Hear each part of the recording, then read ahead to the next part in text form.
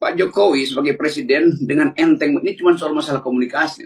Seolah Pak Jokowi nggak punya kalimat lain, setiap kali masalah komunikasi, soal harga BBM, soal apa aja itu soal masalah komunikasi.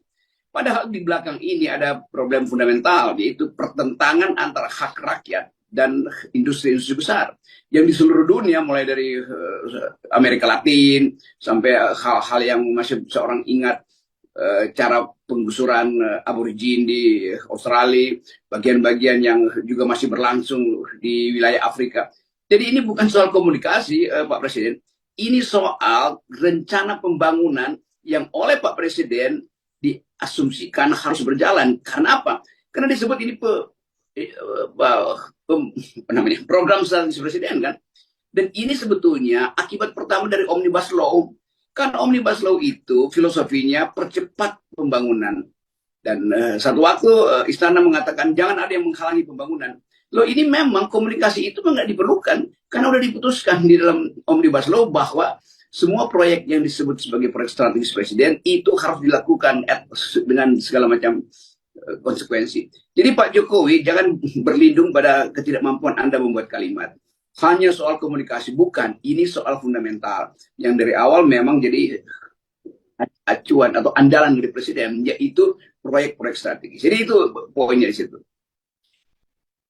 Kalau Menteri ATR itu ya bagaimana mungkin orang diberi kewenangan atau hak untuk mengajukan peningkatan dari hak adat atau hak lain itu ke hak GBI, sementara Batam sendiri adalah tidak boleh dimiliki. Kan Batam itu kan otoritas yang nggak boleh dimiliki, tidak boleh diberikan hak milik di situ kan.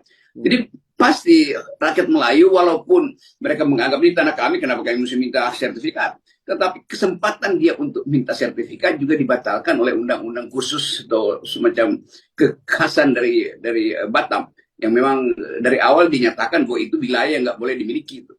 Ya. Dalam bentuk peningkatan hak menjadi hak milik oleh warga Melayu yang sudah bermukim di situ ratusan tahun. Ya, oke. Dari sini pun kita akhirnya sebenarnya dengan satu kalimat dari Pak Jokowi, pun ditambah-tambah lagi oleh pernyataan TATR yang bahwa rakyat tidak punya hak di situ. Pak Mahfud MD juga yang bolak-balik Anda sampaikan juga begitu kan. Itu pun kita sudah bisa memahami bagaimana pemerintahan ini memperlakukan investor dan juga menempatkan rakyatnya gitu. Ya memang sinopsisnya akhirnya mesti digusur apapun yang apologi, kalimat-kalimat apologetis dari kekuasaan, termasuk apalagi dari Presiden Jokowi, intinya adalah harus digusur.